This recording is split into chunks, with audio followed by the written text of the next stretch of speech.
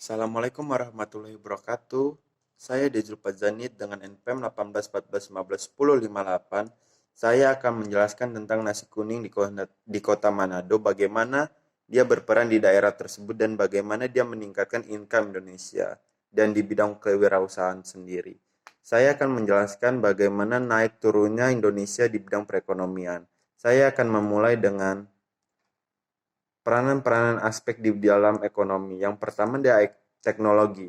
Mengapa teknologi sangat berpengaruh? Karena teknologi berperan penting dalam perekonomian, karena dia dapat menyokong atau mempermudah kita dalam pemasaran, dalam pembuatan produk itu sendiri.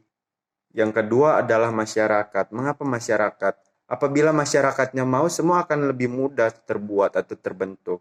Dan yang ketiga adalah pola pikir. Bagaimana Indonesia atau masyarakat Indonesia berpikir ke depan, visioner, agar mendapatkan keuntungan yang lebih dan lebih.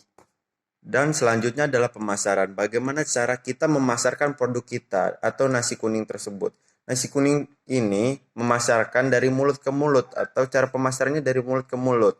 Karena menurut para pedagang dari mulut ke mulut adalah suatu hak paten atau wahnya dalam bidang usaha. Karena apabila bisnis kita sudah diperbincangkan orang, itu akan mendapatkan keuntungan bagi kita sendiri atau promosi kita sendiri dengan tidak bayar yang terlebih.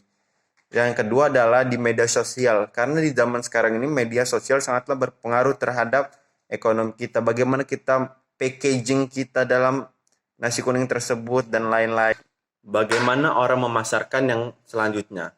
Kita memasarkan harus lebih giat. Karena apa? Apabila kita tidak giat, susah kita untuk meraih keuntungan. Dan setelah itu bagaimana kita mengeksekusi. Dengan eksekusi di nasi kuning di daerah Manado ini sangatlah baik mereka. Dan setelah itu kita akan membahas bagaimana positifnya penelitian ini. Dengan penelitian ini kita dapat meng-up suatu usaha-usaha kecil yang berpengaruh terhadap sekitarnya dan mendapatkan respon yang baik di bidang masyarakat dan memudahkan penjual itu sendiri untuk meluaskan penjualannya.